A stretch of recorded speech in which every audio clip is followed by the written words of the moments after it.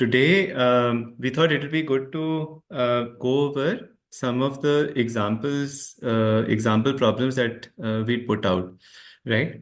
And also just to show just to give more ideas, right, on how all the different data sets and everything can be used.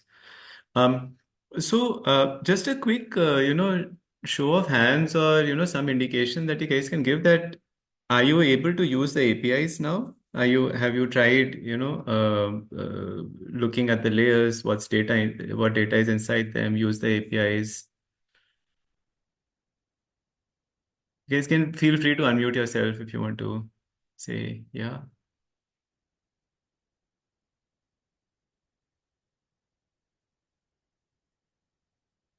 Okay. So it seems not many of you have started as yet. If that is true, then maybe let's start again, right, with a couple of points of the background. Um, so uh, okay, let me share my screen.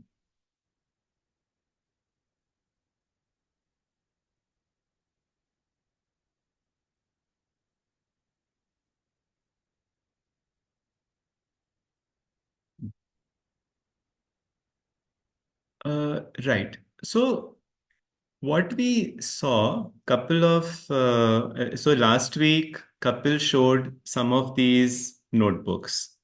Yeah. So like this particular notebook um, uh, uses this API, get micro-watershed ID by lat long, and it also tries to get all the different URLs of all the different layers, right? So by now, I hope everyone is clear about how all of this is really structured, right? That at the base, we have all of these different raster layers that are being generated, right? So last time also we saw some of that. And on top of those, we extract different uh, indicators at a micro watershed level. Yeah.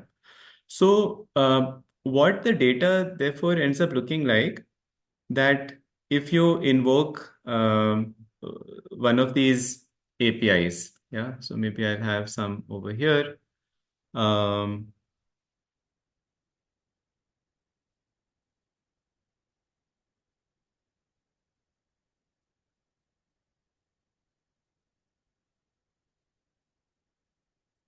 okay, no, I probably did not save these back there. Okay. Um, Uh, so let's look at this particular API, right? So this particular API, get tehsil data, I think it's probably called from this other one, where yeah, right? So for a particular tehsil, the input parameters that it takes are state, district, and uh, tehsil, right? So it takes as input parameters state, district, tehsil, and it calls this API get tehsil data to get data for the tehsil. So this is what the JSON then looks like. So now for that tehsil, now imagine that you have the tehsil and the tehsil is made up internally, it is intersected with many different micro watersheds, right? Um, and in that, there are all these different properties that have been pre-populated. So what is the aquifer like, restoration, overall tree health, and so on, right? So, right. So, for example, if you look at, let's say, cropping intensity, yeah. So the 012 is just a list of different micro watersheds, but if you open any one, this UID, this 12 underscore kind of a UID, this is your micro watershed ID. Yeah. So like we discussed, all uh, uh, micro watersheds have a unique ID. Yeah. So I'll just reload. So this is the Pan India Google Earth Engine uh, application. Yeah. So you can, why isn't it loading up?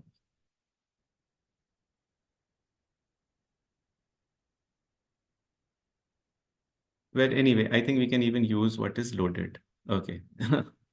Um, so, so if you go anywhere, right, you have different tehsils. Oh, sorry, this is terrain. Um, so you have all these different tehsils in the area, right? So if you click on them, you have these properties, right? This is Tehsil Raj, uh, Gangapur, Sundarnagar, Odisha, right? So now in this Tehsil, right? So if you also now load your um, micro watershed boundaries, yeah,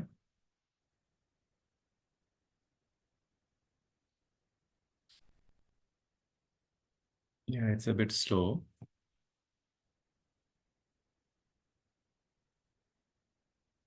So this is your Tehsil. Now these are the micro watersheds on the Tehsil, right? So basically now you can see that, okay, this tehsil intersects with all of these different micro watersheds, right? Yeah. Now each of these micro watersheds has all of these properties that they have a UID and they have some area, right? I mean, you don't need to worry about all of this, but the point is that each micro watershed has a unique ID, right? So all of India, we have broken it up into different micro watersheds. So the data that we are populating is on a per tehsil basis. The reason why we're doing that is that the partners that we're working with, they have they want to work in some area, right? And so we said tehsil, let's keep the tehsil as a unit. And so for any work, right, when we generate data for this tehsil, we generate data, we intersect the tehsil with all the micro watersheds and generate data for that. Yeah. Um, and this is what the data ultimately looks like, right? That for this category cropping intensity, you have the UID, you have the area in hectares, right? And then all of this has been computed, right? That what's how much single cropped area was there, how much double cropped, triple cropped, and so on. Yeah. All of these are internally, how are they getting populated? They are getting populated from the LULC. Yeah. So here, if you were to also load your land use land cover, right, over the years. Yeah. So now this is your land use land cover, right? So some of these are single crop, double crop classes and so on, right? So basically, what are we doing? Right. So here you have your micro watersheds. So we are saying that for each micro watershed, how much of the area in this micro watershed is cropped or forested and so on, right?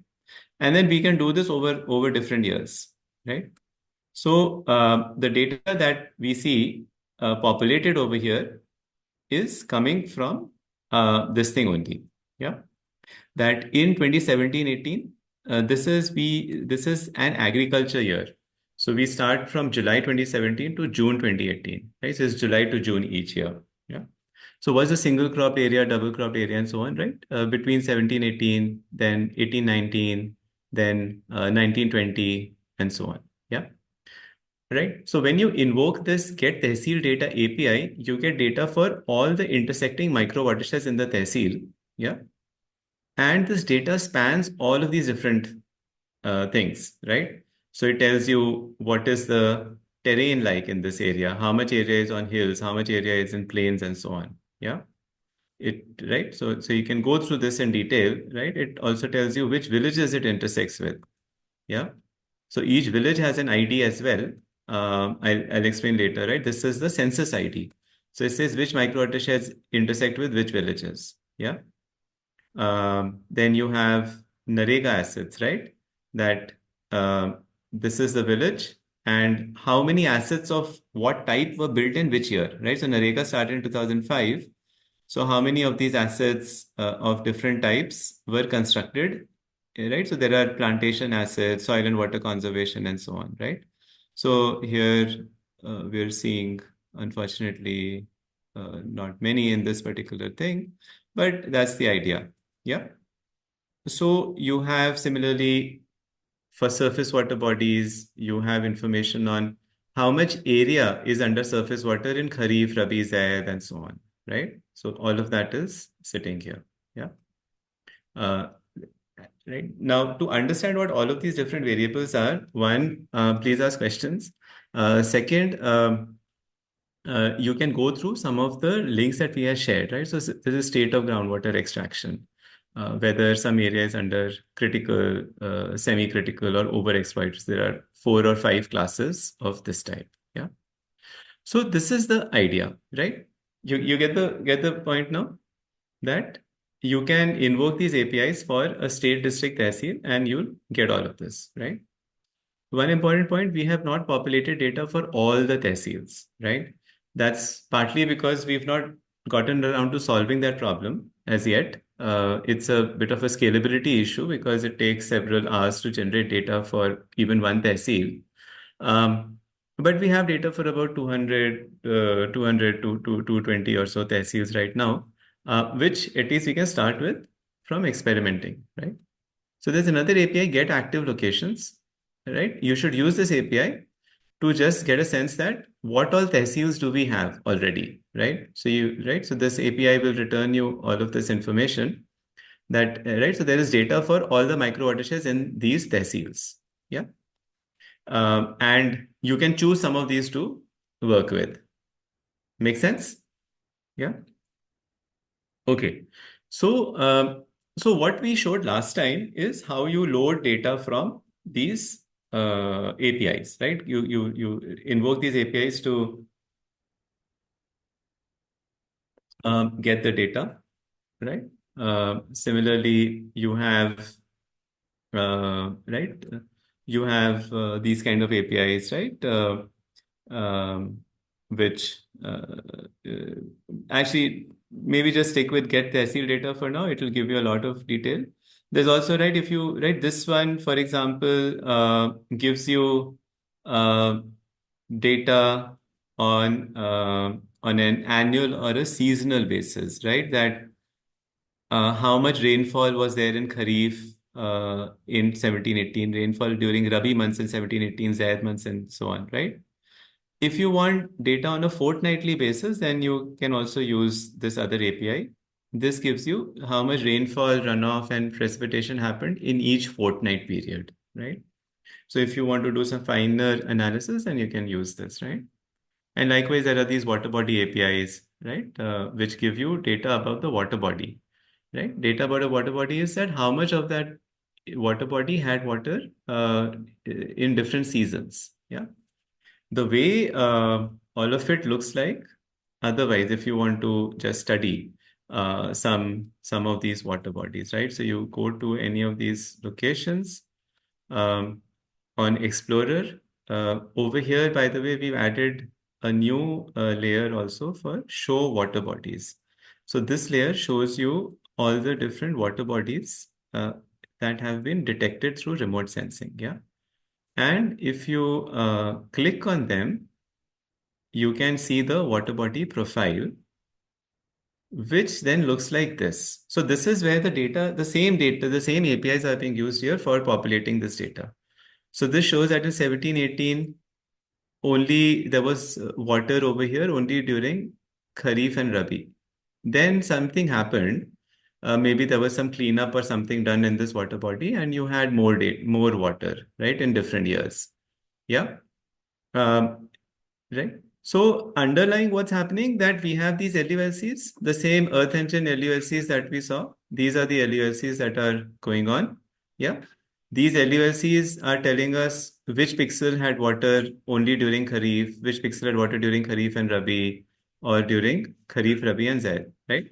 So this is the thing which is calculated. The rasters are calculated on a pixel by pixel, right? So right, just like you can see in this river also, yeah, that here in the river, uh, you have all of this uh, water in different shades of blue. Yeah. So this means that this water is perennial water. The water is there all the time. The slightly lighter blue is water that stays until the Rabi season, winter. Then there is this further lighter blue, which is just that you get water only during the monsoon, right? So when you clip this LULC on the micro watershed boundaries, right? So now see, right, on these micro watershed boundaries, then we can calculate how much area is under surface water and so on. Yeah. And that is what we are showing over here. across different years. So this is the LULC across different years. Yeah. In that water body. Yeah. And this is what the data looks like, right? When you count that, okay, how much is this area? Yeah. And this is the same data, right, which we are getting over here in your surface water body data. Yeah. So now are you able to connect the dots? Yeah. This is how all of it now looks like. Yeah. Yeah.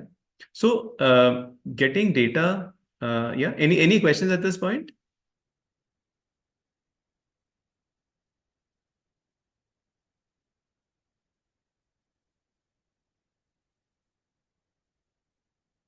Yeah. Okay. So, right. So definitely go through all of these things, right? So, I mean, unless you don't invoke these APIs, right, we won't be able to move forward. So please, right. So study and try them out, right? You'll get a hang of all of this. Yeah. Okay. Uh, yeah. Then we also did a bunch of other sessions earlier. For example, one of the things that we showed earlier was this starter kit. Yeah. So what we were doing in this starter kit is just to again help you understand, right, how all of this is playing out. The data is being picked up in all of these different layers, right? Ultimately, the data is sitting, all of this data is sitting inside layers. The APIs pull data from the layers and throw it out, right? So in the starter kit, what we had actually done is that we were invoking these APIs to read data from the layers and populate it into this object relationship model. So this is how we constructed it, that you have a class for Tehsil. This has Tehsil district and state name. And it has a list of micro watersheds, right, that intersect with it, and also a list of water bodies that intersect with it, right? So this is the same thing as this, right? Your yeah, your water body, your micro watersheds in the tehsil, these blue boundaries, and your water bodies in the tehsil, the yellow boundaries. Yeah.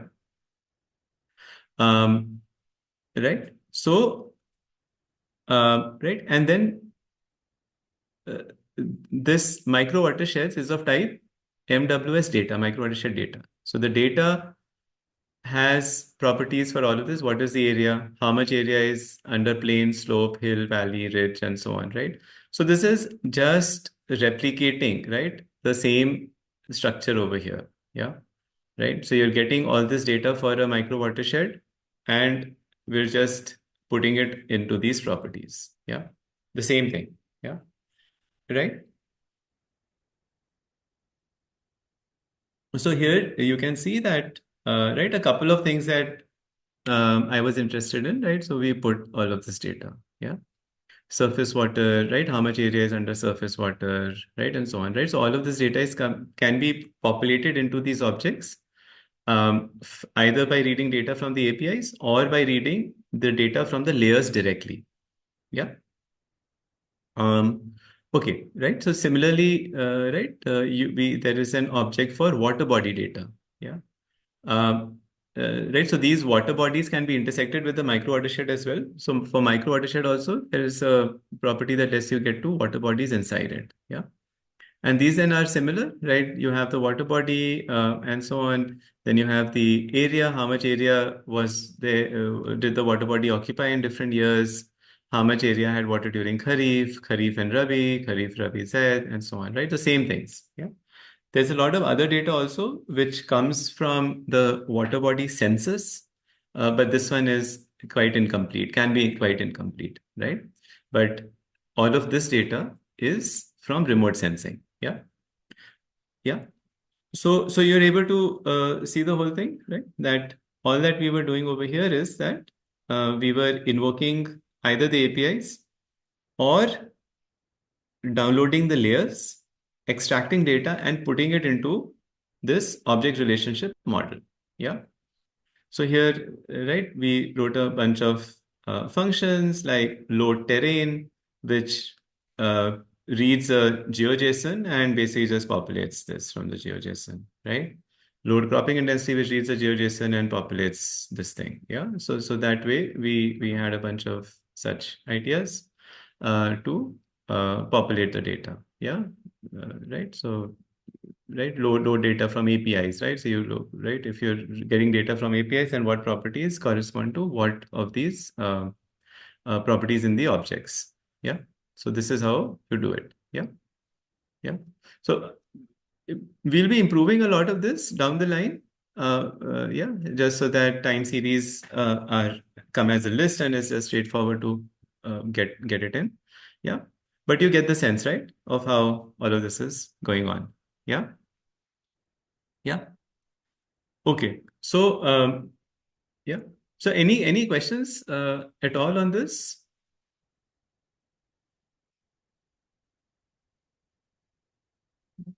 So after, doing all of this stuff about, right, uh, loading the Tehsil data, downloading the layers, right? What we did is we built a data frame out of it. This is what we did a couple of weeks back.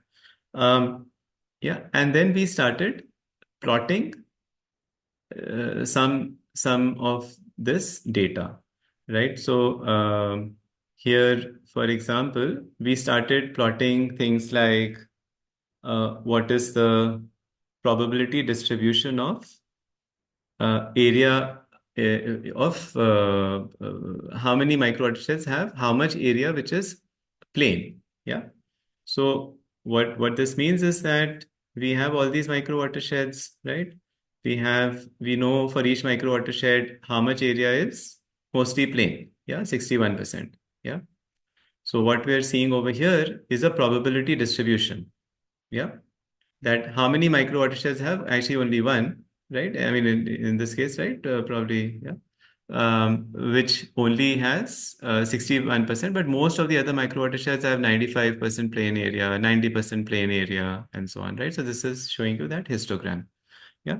So you can do a bunch of things, therefore, right? Similarly, you can look at a PDF of water balance. Yeah, that water balance is what? Water balance is looking at this hydrology and seeing that, okay, this is now telling us in each year how much, what was the rainfall in 1718, what was the runoff in 1718, what was the evapotranspiration 1718, and this, what is called delta G, is basically precipitation minus ET minus runoff, right? So this is telling us whether that particular micro watershed in 1718 was in deficit or not, that it probably was pulling up water from either the groundwater, or maybe there were some rivers or canals flowing through it and it was getting water from there.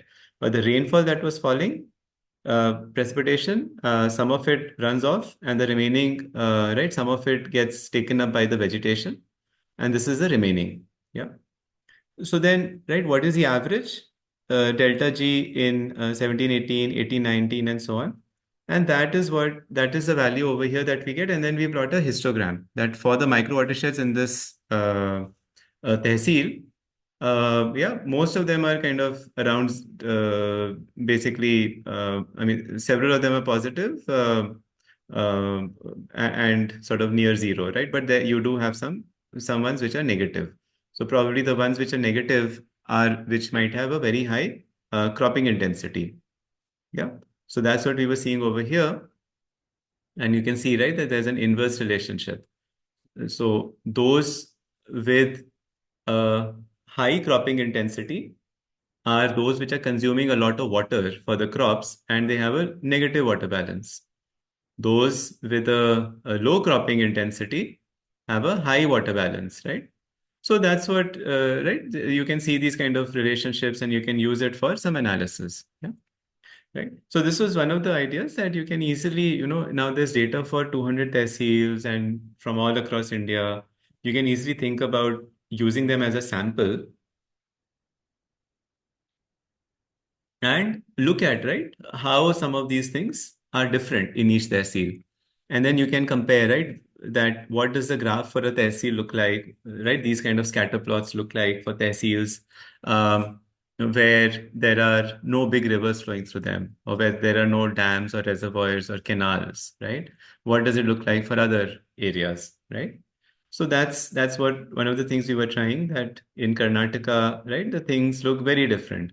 So over here, um, your uh, uh, water balance versus cropping intensity, right? The same graph looks very different. The same scatter plot of water balance against cropping intensity looks very different, right? It's kind of all over the place. And this is because in this place, there is canal irrigation, right? So it's not, basically, it's completely independent of rainfall, essentially, right? We're seeing a pretty random, there's no relationship. Right, because people get water from the canal. So whether it's raining or not raining, it doesn't really cause much of a problem for them. Yeah. Yeah. Right. So this kind of analysis can be quite interesting for you to do. Yeah. Um, then, yeah. So that's what, right, was some of the things we did earlier. Then let's show this other stuff that we were trying. This one is basically, um, right? A little bit different. So here, what we did is um, we looked at an area. Actually, I don't know how to.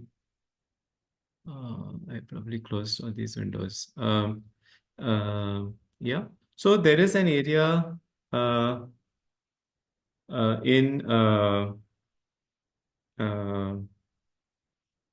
in Godda in Jharkhand called Sundar Pahadi. So, mm,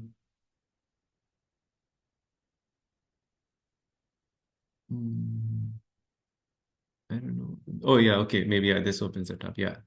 So this is what I was doing, right? So here, what we are seeing is, yeah, in this area, you can see these rivers going through, right? You don't see much water, right? Maybe because the image was taken during Kharif, right? And the water has dried up. But now these are rivers that are originating in the hills over here. All of these are kind of forested hills. So the rivers start from the hills, and these rivers then flow, and eventually it goes into the Ganga, right? So it's sort of flowing south to north. Ganga is up there, right? The Ganga would be right somewhere up there, right? Further out, right? So it goes from Jharkhand into Bihar, and then meets the Ganga at some point, right? So, what happens if we have to plan some river rejuvenation like projects? You want to understand where is water coming into this area? Yeah, because the water into that comes into the river, that's sort of flowing from right, some of the uplands, right, from here it enters the river. Similarly, from the forest, right, when it rains, the forest soak up the water, and that water slowly is released into the streams, right? So that's how you get these rivers, which all of rivers starting from the Western Ghats, for example, right? These are all rivers that start as springs, where the forests soak up the water and the water gets released over here. Yeah. So now what we wanted to see is that, okay, how do we begin to understand, right? If we want to do some river rejuvenation over here, how do we understand where is the water coming in? Yeah. So that is why we built this small tool, right? So now what it does is that now if we go back to our Earth Engine thing, yeah. So if we search for Sundar Pahadi, yeah, we'll,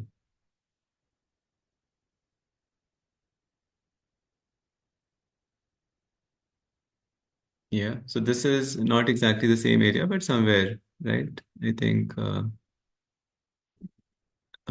maybe if you want to exactly locate,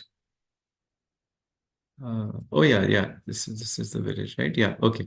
So this is the over there. I mean, this is the kind of river that I was talking about, right? Over there. So, um, so now what? we know is that this thing falls in some tehsil. Yeah, this thing falls uh, in okay, this is the micro watershed that got loaded, but it falls in basically the Sundar Pahari tehsil. Yeah. For that tehsil, we've generated data of all micro watersheds. So these are your micro watersheds. Yeah. Yeah. So now you want to understand that if you want to do something in this area, where is the water coming in? Yeah. Which micro watersheds is this water coming in? Now remember that the micro watersheds are flowing into one another. Yeah. So we find out which micro watersheds are upstream or downstream of other micro watersheds. Yeah. Now, first of all, how do you do that? Now, uh, what we have not done so far is that this connectivity graph of micro watersheds, we have not put it up in the APIs as yet. So you won't find it over here. Yeah, yeah. But the data has been generated um, over here on the Earth Engine asset. Right? You can go to this Excel sheet. Yeah. This Excel sheet gives you a link to all the and also Earth Engine code snippets, yeah, that you can use. So there is a code, there is uh, a thing for micro micro watershed connectivity, yeah, which has information about which micro watersheds are upstream or downstream of each other, yeah.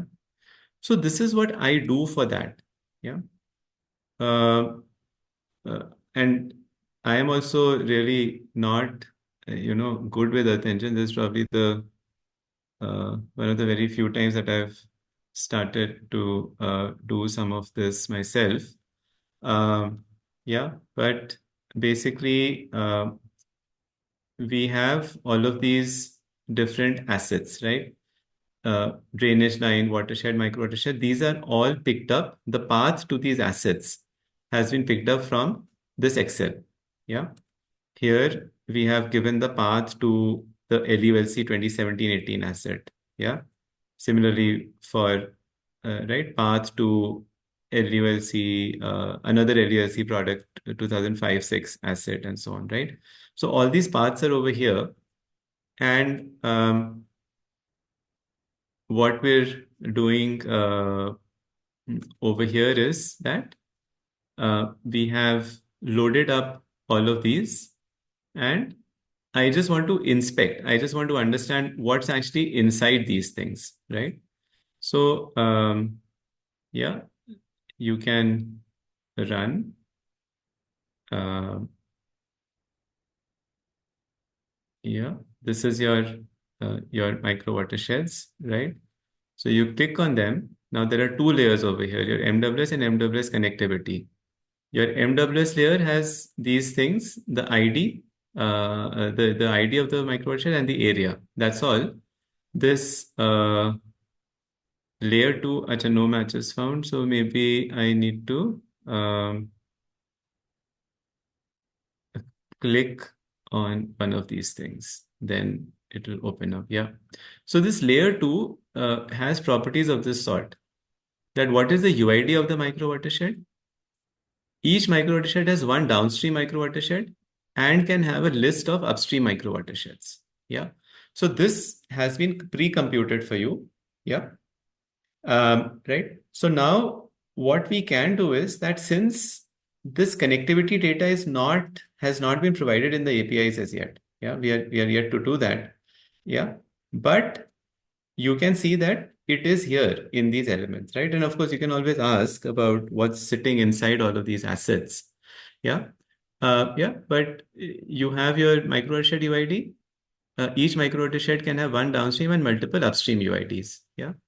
And if you've been following all the blogs, then yeah, on the CoStack website, we've been putting out all of this information, right? So this blog on micro watershed registry for India, this explains how all of this has actually been extracted, right? So you have your river basin, sub-basins, micro-watershed, and then we do a delineation algorithm that isolates these micro-watersheds and then calculates which ones are upstream and downstream of each other. Yeah. So that's what these properties are doing. Yeah. So now, what this uh, uh, um, visualization that has been generated, what this is showing is that the area that we were interested in, it is sitting in those villages are in these micro watersheds. And we query the Earth Engine asset to find out which micro watersheds are upstream. Yeah. This one is 2 levels upstream. So this micro watershed drains into this one. From here, the water goes into this one. From here, the water goes into this one. Yeah. And so on. And this is one downstream. Yeah. Yeah. And then we also put up some data. The data we already know, the data in these micro watersheds comes from here. Yeah. So, right. So this data is now showing that in this micro watershed, surface water availability over the years, right? How much area has water? This has been steadily declining. And we also put up deforestation information. Yeah. Because the surface water that we're seeing in the rivers could be affected by that if you deforest too much, then the forest doesn't soak up the water. The water will just flow away. And therefore, the streams will not get water around the year. Yeah. So we also started seeing that what kind of deforestation is happening. And where is this data coming from? This data is coming from this LULC, remember? Yeah. So this LULC, yeah, that we are seeing, this is over all the years, right? So now we know, right, which areas are forested and so on. Yeah. And and we also have this over different years, right? So that gives us information that since 2017 to 24, how much area went from trees to barren, trees to built up, trees to farms, trees to shrubs? Yeah, in this micro watershed. Yeah, what happened in this one? Right, so this one you can see it goes down and comes up. Yeah, so what could be happening? Maybe the rainfall was low in these years, and I'll show. Right, you can also confirm this by going here. Yeah. But that's the idea that this one is sort of responsive to rainfall. Yeah. That when there is low rainfall, it goes down. When there is high, it sort of comes back up. Yeah. And is doing fine. But this one, there's something odd about it that even though, the rainfall is of course going to be similar in all of these parts, but this one seems to be steadily declining. Yeah. This one is interesting. It doesn't get affected, right? The rainfall is high or low, it's still there. Yeah. Most of the others behave, this one is also kind of not doing too well. But most of the others are kind of just responsive to rainfall. Yeah. Yeah. Just responsive to rainfall. Yeah. Yeah. Like this, right? So, so now the point is that this particular widget, call it a widget or something, would be quite useful. Yeah.